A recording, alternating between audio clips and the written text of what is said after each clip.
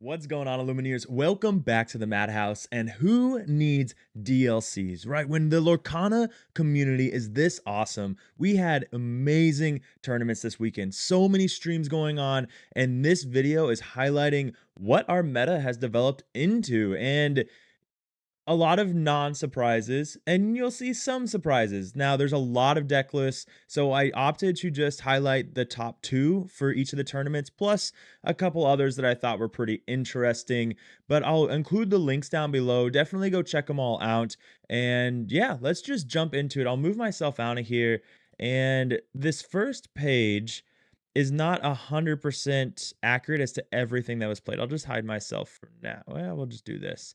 It's not 100% accurate to what was played this weekend. This is pulled from Inkdex, so shout out to them. And this is just the lists that have been reported to Inkdex from the past week. So it's not just this weekend, just the past week. And it kind of shows you what all everybody showed up with. So we did have some Ruby Steel that's down here in the bottom corner, hidden behind me. And there was 5 people that showed up.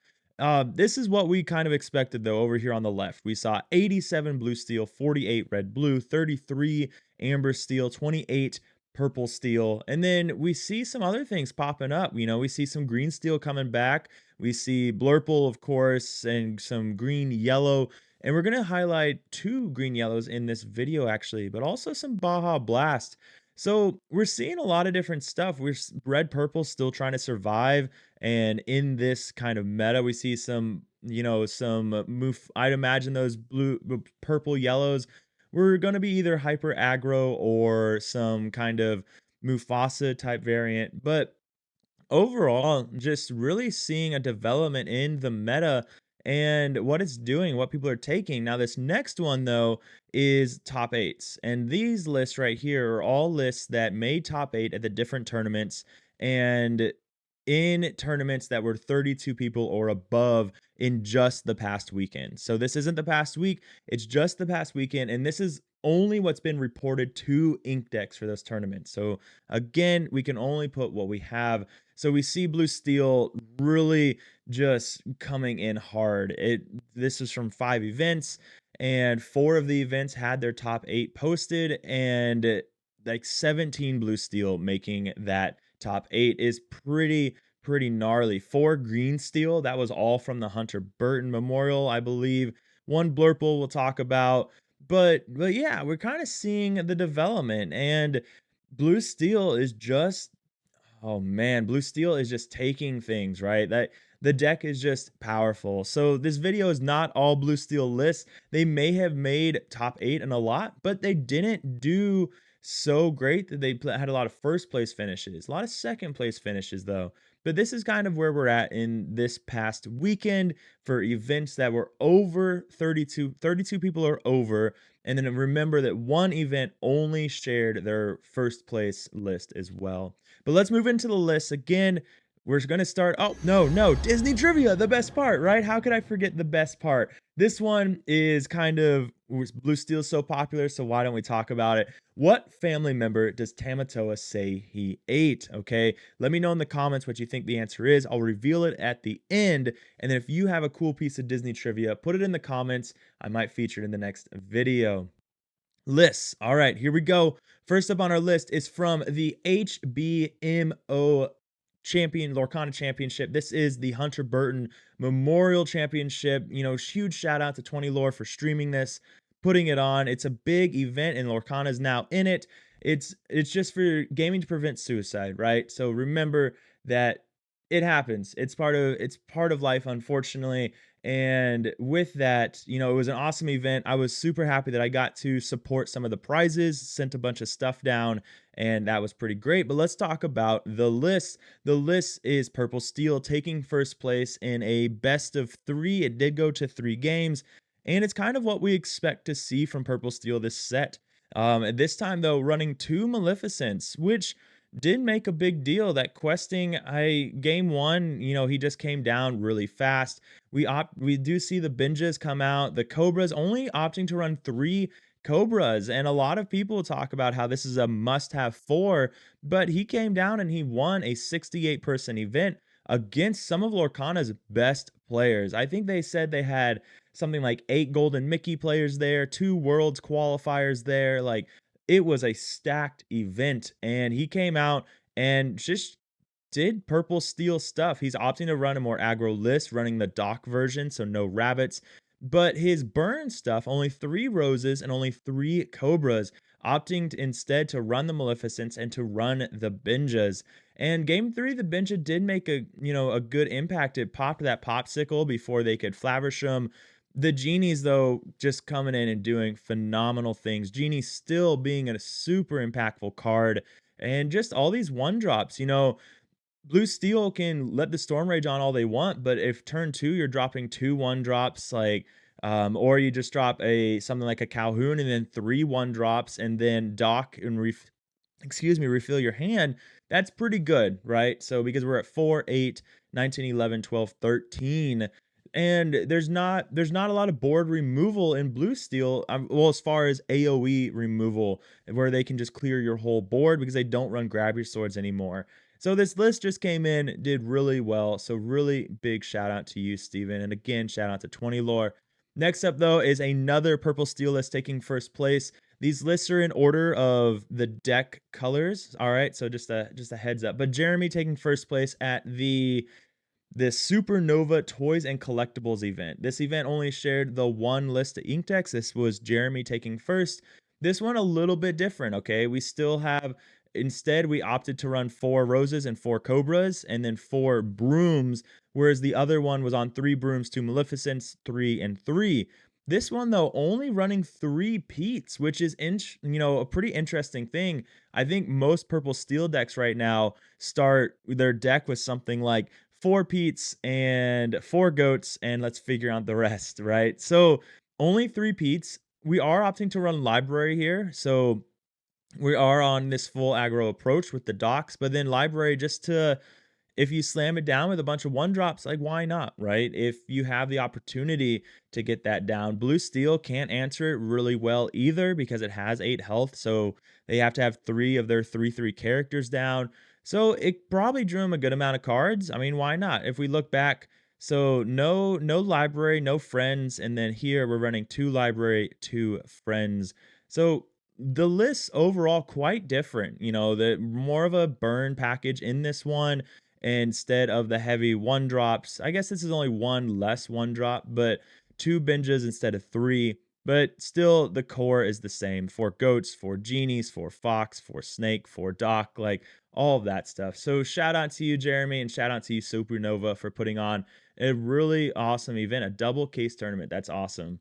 So next up, we get into our blue steel lists. Okay, there's I think there's 4 of them in here, maybe 5. But first up, we have Aaron taking second place at the Hunter Burton Memorial event, and he is running he's running a version of Zan's list. So this heavy, combo style list, but opting to run 3 queens in his list and still running the Oswald. So super high roll in this list.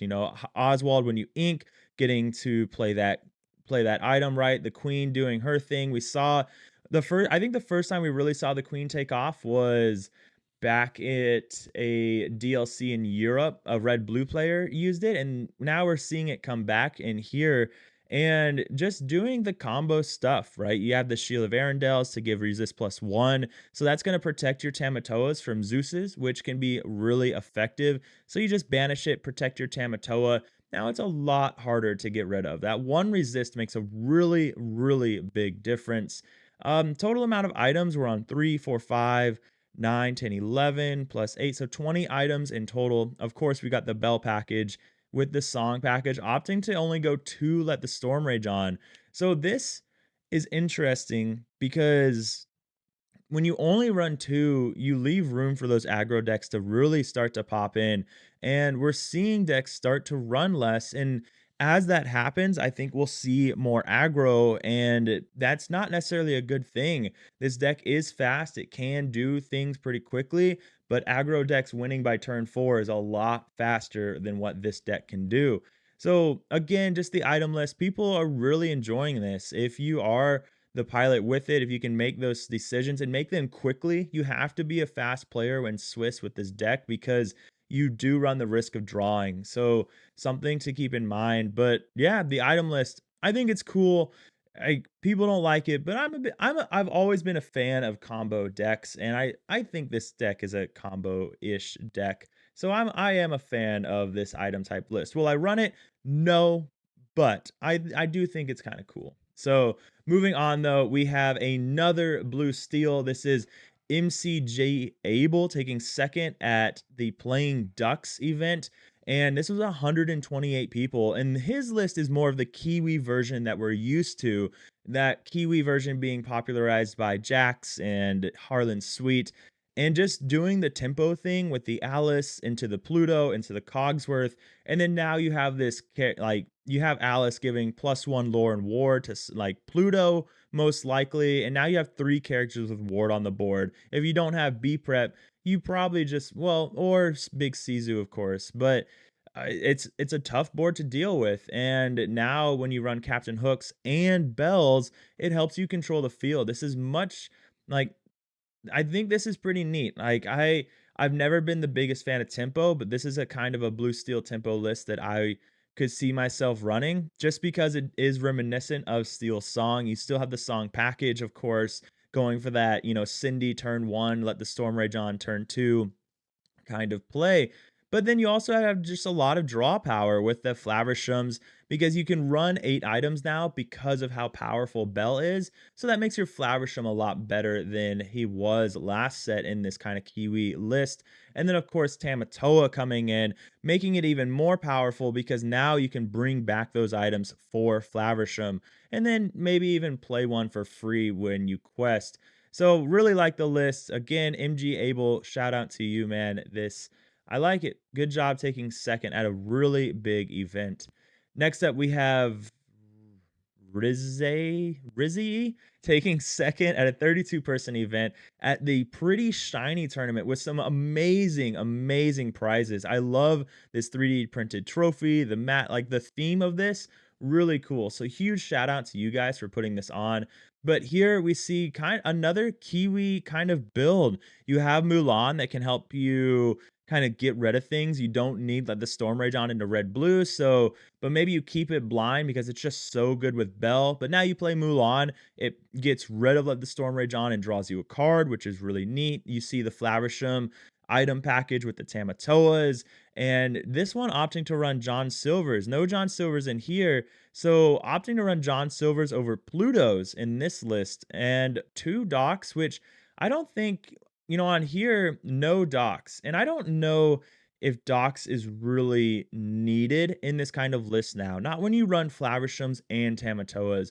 At this point, the odds of not seeing your draw packages with the items being, cycling through your deck and everything for let the Storm Rage on, I'd find it very interesting how often he might have actually used Doc.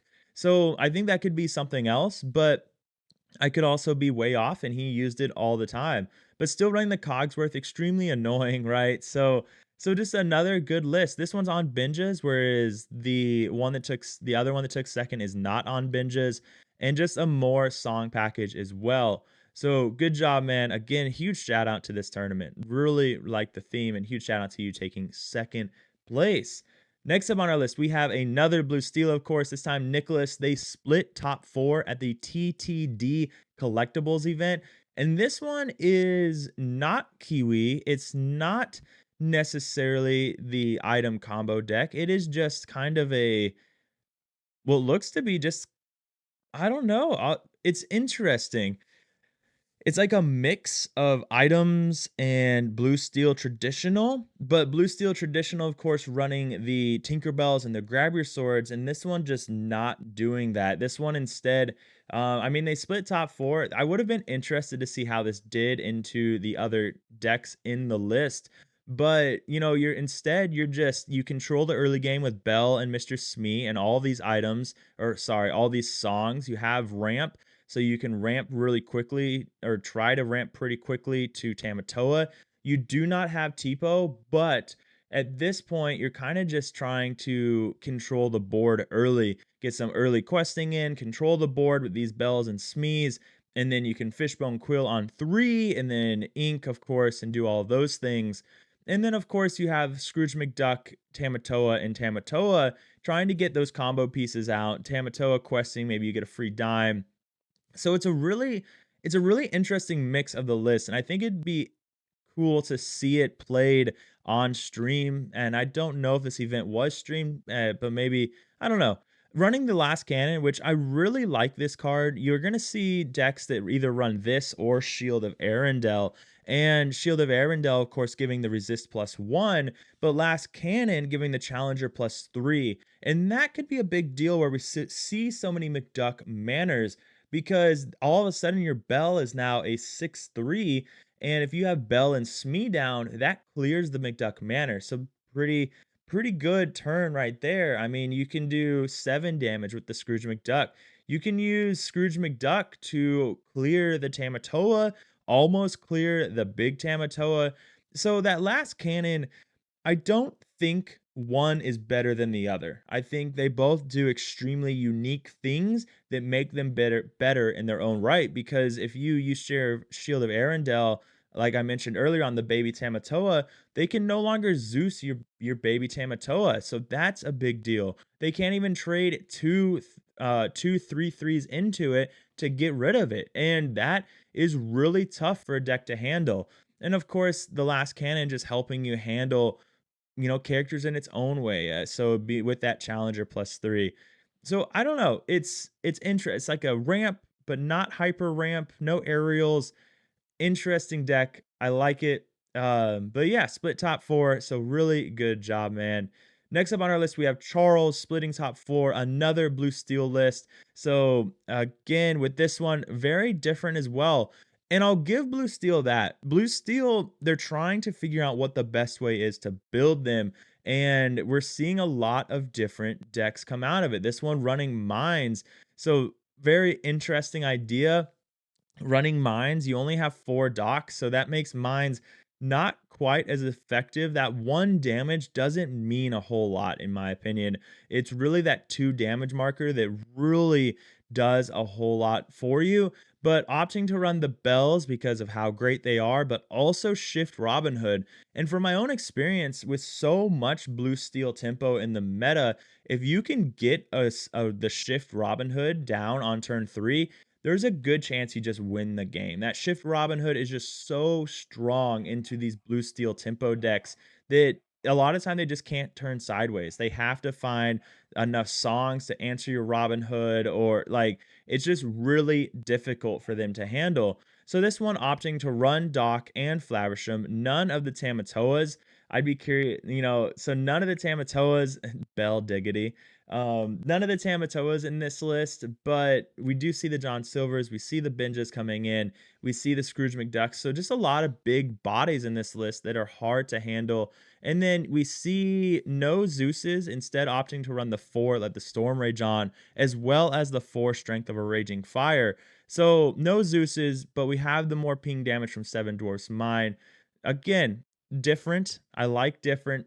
They're trying to figure out, where are we sitting? What works? Because right now, I'll tell you, there's no traditional blue steel list in this video. So either people just aren't running it, or it's just not doing it's not doing super great.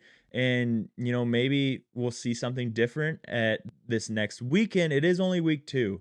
But let's move on to the next one. We have a green steel. Okay, it is green steel. It is a green steel list. This is Derek taking 3rd place out of 68 people at the Hunter Burton Memorial. For those that might not know, Derek is Lorcana kid, so huge shout out to him. He's a 12-year-old young man that took 3rd place again at an event with some of the best Lorcana players that we have in the US. So huge shout out to him.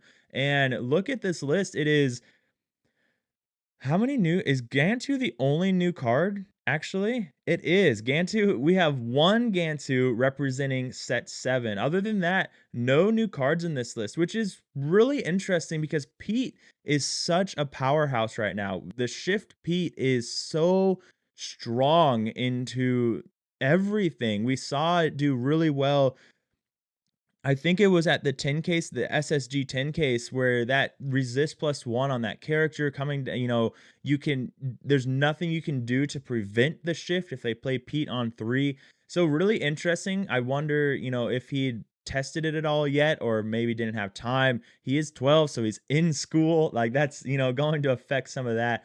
But just doing this green steel, running the morph so we can get this shift beast down, because if you get shift beast, like, that's a lot. Now your opponent has to decide, do I let the Storm Rage on the Beast so he can't draw a bunch of cards that way? Do I let the Storm Rage on this Diablo to get that out of here? And so decisions. It also just helps you shift Diablo if you want to do that. Lucifer just being an amazing card. You can bounce Lucifer with muses. So just running, the normal discard package, but opting to run two, I find in my Platinums. And then, of course, opting to run the one Gantu. Gantu being a really tough card to deal with. Your opponent can't play characters or they when you play this character, characters can't exert to sing songs until the start of your next turn. So it slows things down, stops things a lot. It looks like he opted to cut one Pete for one Gantu just to see how things would go. And I'd be curious again, how did you feel about that? But Green Steel, there were 4 of them at the Hunter Burton. It's a strong deck, guys. If you don't have your beasts, if you don't have your Ursulas, your Diablos, you might want to pick them up before they start to go up again, especially these 2. But really good job, man. And yeah, just awesome. I would love to see it, man. Good job. So next up on our list, we have another Green Steel. This is not a top 4 list. This is a top 8 list, but I had to show it off. I had to show this pirate deck because it is cool, it is sexy, it is fun, and I love it. I love it. I could never play it because I just have awful maybe I just do everything wrong when I play a location deck, but this deck is just awesome. Okay. I mean, you got all this stuff, right? You got the Captain Hook Diablo, so you got the shift line still, one dock because why not? It's free draw. And then after that, though, you have Pete and Pete here. So you have 6 shift targets for your big Pete, which just wins games on his own sometimes, giving himself resist +1, and then all of your other pirates resist +1. Daisy Duck coming in here. So for those of you that don't remember what she does, because we've never seen her played, she's a 3/3/2. And whenever one of your pirate characters quests while at a location, draw a card. So now you play this. If you have John Silver down, you move him to a location. They cost, these 3 cost 1, and then you quest and you draw a card, or Pete, or Captain Hook, or Smee. Like, because that's what you're trying to do. You're trying to quest anyways. So if you have Hidden Cove down, it just feels super good because these characters become little tiny powerhouses. And that's just a lot. It costs 1, it costs 2. You can play Hidden Cove, move a character there. They get +1 attack and strength, or yeah, 1 defense, 1 health, 1 defense, 1 attack. All of a sudden, your Captain Hook can deal 2, 4 damage. I mean, there's so much that this deck can do out of nowhere that you might not expect. And I love it. I think it's awesome. This is definitely something I will be sleeving up just to give it a try, just to see how it feels, because it's fun and it's really cool. And I love Shift. Well, actually, I hate Shift Pete, but it's just so strong. It is so strong. So huge shout out to you, Steven. I'm glad the event went well. I'd be curious after running it, what you think you might want to do slightly differently with it. But good job, man. Next up, we have PD Bennett taking first place. And if you'll notice by the name, it is no new cards with green yellow. So he is running this discard package with 0 new cards. And yeah, it's just not much to say about this because it's the same green yellow we've seen for the last 2 sets where you're just running discard. In my opinion, I think this is a very high rolly deck, and when you do high roll, you just win, and when you don't, you just lose. But it has lots of great comeback mechanics that give you opportunities. You have Kita and Under the Sea to get back the whole board. Lucifer to discard. You have Forgotten Me to discard. Like, this deck can get out of hand so fast, and we've seen players that play it and they end up with like 15, 20 cards in their hand, and it gets crazy. It gets really crazy. So he took first out of 128 people at this Playing Ducks tournament. So just really good job. So if you're a green yellow discard player, it's still alive. Okay. A lot of people are saying all these decks are dead, but this is still alive. Give it a try, check it out, and you don't even have to add anything new. So, what's not to love? All right, you don't have to spend any money to go win a bunch of events. Next up on our list, we do have a green yellow. This is Zach taking third place with a green yellow Chernobog ramp deck. And it's just neat. All right, we saw Megara on stream where like that's a pretty when you play this character choose and discard a card or banish this character. When you play this character and discard a card or banish this character. Okay, so it's a 3-cost card. It's a 3/6/2. You have to discard a card to play it. But the point is, it's a 3/6/2. So you're just questing for 2. It's hard to get rid of. And that's just a big character to run. It's something we haven't seen a lot of. I don't know if I've ever seen anyone run this Megara, but it does pretty neat things, opting to run the Lady and Tramp package, and then of course the Lady and Tramp package here. And that Tramp is a necessity. If you haven't watched this deck yet, a lot of what they're doing, why they're running 4, 8, 12, 14, 15, 16, 17, 18, 19, 20, 21 one drops is not because these one drops are the best cards in the game. You run all these one drops so you can play Tramp early because for each character you have in play, you pay 1 less to play Tramp. So if you have turn 1, 1 drop, turn 2, 2 1 drops, and then turn 3, you have 3 ink and 3 1 drops. You just turn 4 you're playing Tramp, and then you play whatever character, then turn 4 you play Tramp, and there's a good chance you can just cheat out Chernobox at this point. And now you have a 2/6/2, a bunch of 1 drops, a 9/9/3, and it can what do most decks do to deal with that? Red blue unfortunately can deal with it relatively easily, but unless you have the right cards at the right time, you might just be done for before you have a chance to play Big CZ, before you have a chance to play B Prep. So this deck, it's shown to be really good into blue steel. The blue steel just can't handle a 2/6/2 and a 9/9/3 very well. They can't heal that flood of 1 drops, and it just does a lot. So Megara, something that lets you discard a character to feed into Chernobogs. Dale letting you discard characters to feed into Chernobogs. Lady just being a great way to refill your hand. Really effective when you run so many 1 drops. You play Lady, bring back 2 daisies, play the 2 daisies the next turn.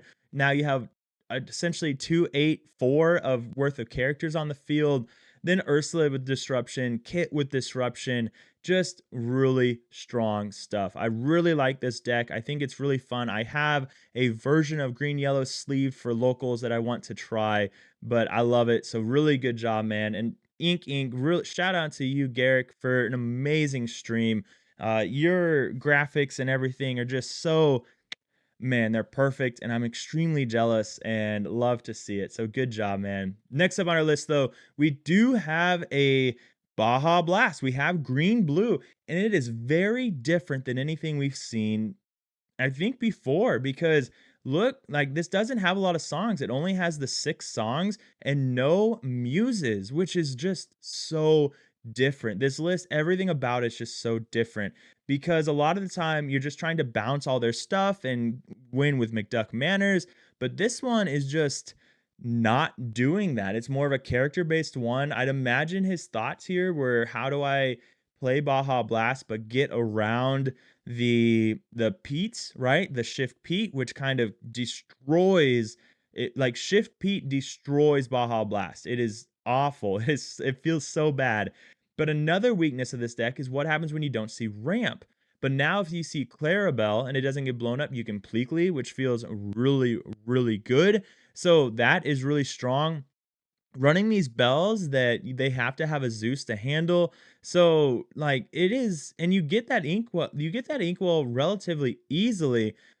I'm curious about how often Bell made a big deal because you are running Ink Geyser, which makes things a little bit difficult. But I will say that Ink Geyser in my testing so far has been phenomenal. It is so much better than Bend to My Will, in my opinion, because you ink geyser, and then now your opponent has to get all the way up there and ink again to clear your board. So if they don't clear it before ink geyser, then you're sitting pretty. And when you look at this list, you've got 3, 6, 7, 8, 12, 12 characters that are questing for 2, and then a potentially Bell questing for 5, which is really, really nasty and hard to deal with. And then when you look at it, you got Let It Goes and Your Welcomes to clear the board in that direction, Fishbone Quills to help after the ink geyser to get your ink back up there again. And then, of course, bouncing, everything is reckless so they can't quest. You're like, that's pretty good. You use your welcome to put their lucky dime back into their deck. Then Tamatoa's never questing because you keep giving it reckless. Develop Your Brain is just helping you dig. Grammatala is helping you dig. Flaversham's drawing. So a really cool list. I like it. I think it's fun. I think it's in the right direction when we have to deal with Pete's, because Pete makes it really, really hard to play Baja Blast. So really good job, man, and way to pilot something very different right now. All right, next up, we do have a couple red blues, and first up is Legend Gary taking first at the Pretty Shiny tournament. And with his list, it is kind of what you would expect right now. It's not the burn version, instead opting to run more of a Sailor Sizu on Ice culmination. We do even see the 1 ice block down here, the 2 Sapphire Coils. We see 3 big Sizus and 2 B preps. And then, of course, the Maui, Half Sharks, and Pirate's Life being those win cons, but also running the 1 lucky dime. So a lot going on in this list. He's kind of packed it all in there to make something really pretty or ugly, depending on how you look at it, to just have a lot of different win cons. You know, if you see Lucky Dime, you might not be expecting, the Maui Half Shark Pirate's Life win con, or so many Pirate's Lives. Of course, running the 1 Hideaway, bring that back with Maui Half Shark. 1 Maleficent, because why not banish something and get a 7/5/2 on the board? Like, just a very just kind of hodgepodge list of a lot of different things that are all doing really strong things. A lot of dig with the Develop Your Brain and the visions, how far I'll go, 4 Grammatalas. So a lot of just digging for specific cards. I like it. I think it's fun. I think it's cool. It did really well. It took first at the 32 player event. Won yourself some Tamatoas to add to this list. So good job, man. Next up, we have Cameron he split top 4 on a red blue item version. We got 2, 5, 9, 10, 11, 12, 13, 14, 15, 18, 22 items. So more items than the blue steel variants. And just opting to try this item package to win in a slightly different way. Well, the same idea, but this version opting to just control the board more, right? Because we still have B preps, we still have big Sizus and brawls and baby Sizus. The cards have been great before, so why not just try running them still? This time, just opting to run items. And it worked for him. He split top 4 in the TTD Collectibles. Still, you got that Tammy package. It's really good. The Maleficent Dragons just answering the Tamatoas very, very well, because, Sapphire Coils and B Preps aren't enough with the Brawls and the Baby Sizus. Why not add insult to injury? But yeah, good list, man. The unconventional tool, is disgusting with Bell, and so many wild, turn 1, you play Tool, then you pop it with Bell, then you play a Popsicle for free. Like, a disgusting amount of stuff that this deck can do. I love it, and really good job, man. Next up, we have Reed splitting top 4 at the TTD Collectibles. So there was 2 red blue, 2 blue steel, and this one running more of, well, very different. So again, very different list. No lucky dimes in this one, opting to run the McDuck Manners instead. We see the 3-2 split of, big removal, but opting to run the Medusas with 4 coils, which is another great version of removal for the list in my non-red blue playing, opinion. So 4 Maui Sharks, because it's still just such a great card, being a 7/5. It answers, worst case scenario, it just answers a genie, right? Worst case scenario, it just answers a genie. But best case scenario, you're using it to bring back Pirate's Lives, B preps, I think I saw, yeah, hideaways right here. So yeah, just a disgusting red blue deck doing red blue deck things.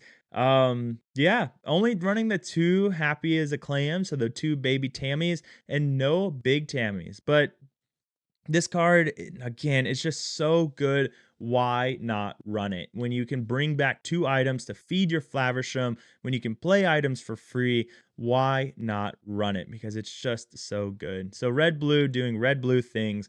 Good job, man. I would have liked to have seen the red blue versus blue steel games, but that's okay. Splitting top four with your friends is a pretty respectable thing.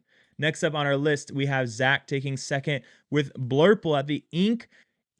And I've got a lot of opinions about this list, and they're not good. And first, congratulations, Zach. It was a really great showing. You just in my opinion, I think you met your toughest matchup, especially being on the draw. It is just such a tough matchup, Steel Song versus Blurple, when they see that wheel early. And if they can chain wheels, it's almost impossible. So really good showing, getting second place. It's different. It's very different. When we saw Pop and Bell, he saw Pop and Bell, I think on every match that he was streamed on except for one of the games of the finals. And when you see it every single time, sure, it's going to be phenomenal. It's phenomenal because you saw it. You got lucky enough to see it and make this turn one thing happen. And that's just it. This is like the high roll of the century, really. And then it's just interesting. The deck Blurple, and your turn 3 is such a powerhouse turn because of things like Genie and Rabbit, and playing your 4 drops on that turn, getting the Elsa down against Green Steel, getting the Genie or Elsa down against Green Steel to combat the Diablos, because now with this kind of list, there's nothing you can do against Diablo drawing like 3 cards before you can even respond to them.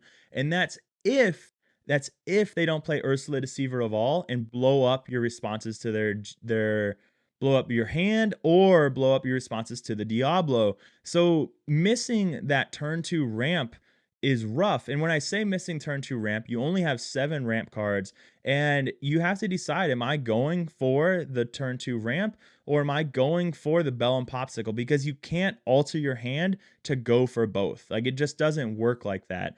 So it's just a very interesting list. I think we saw the Bell shift come down once, which can be really strong. That can be something that people don't expect. I like the Queen, that way to gain even extra lore if they run out of answers. The Cusco answering dimes is another great tool, answering even workshops, which can be arguably better thing to answer. The Bell idea is great. Singing friends, controlling the board. I just don't think that Blurple needs it. I don't know. You can control the board so well with a bunch of 1-drops. If you just drop 2 1-drops on turn 2, you control the board that way with a fox and a crab and whatever else you need. And then of course Genie comes down, which is just really hard to answer for most decks. And I don't know. It worked for you, right? At Ink, and it did really well for you. Just down the road for me actually.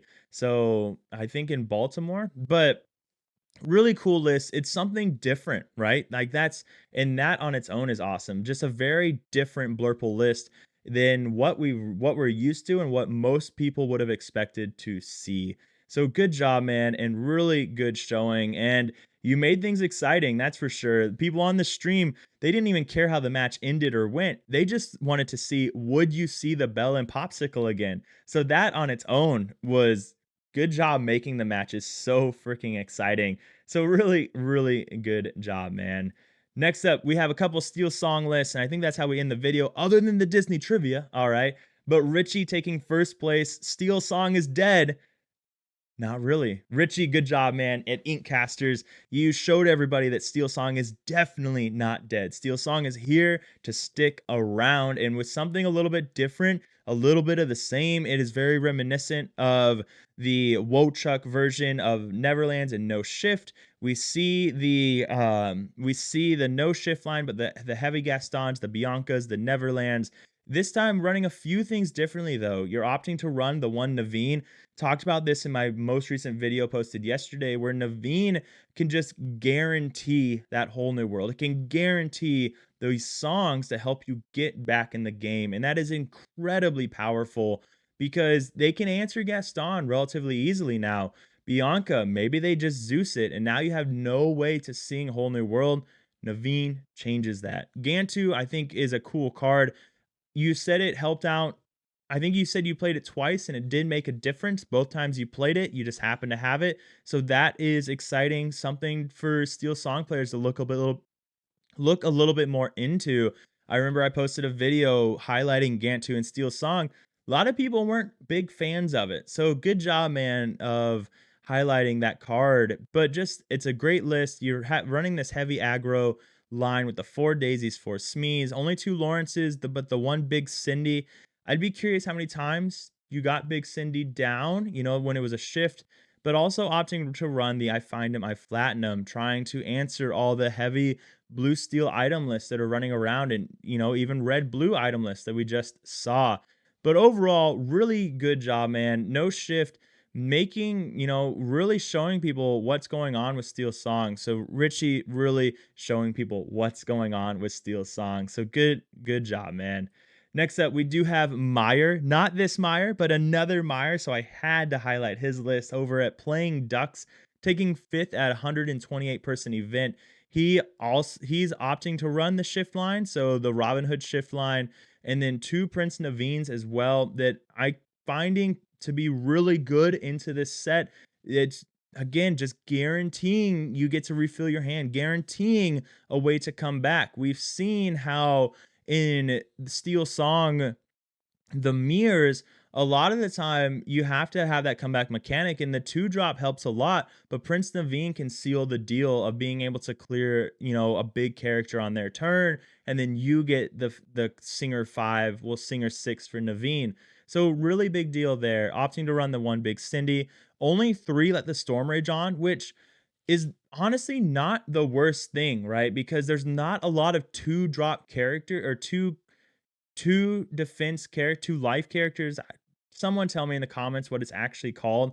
But the 2 defense characters that let the Storm Rage on can actually hit. And your Cindy is not as strong as she used to be in being able to sing Let the Storm Rage On because Belle in Let the Storm Rage On is so popular. So I think, opting to run only 3, we've seen some lists only running 3 Cindy's and 4. You decide to go the other direction, guaranteeing that 1 drop, things like that.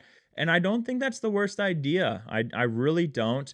So just it's a smooth list where you're going to see what you need to see. I find in my Platinum, I gave my opinion on this card, wondering, do we really need it? So again, for you and Richie, because Richie also running 2, did it make a big deal? Was it something that was actually impacting the game?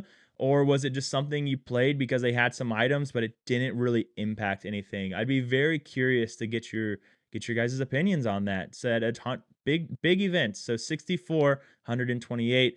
And we have one more list. This is Ed.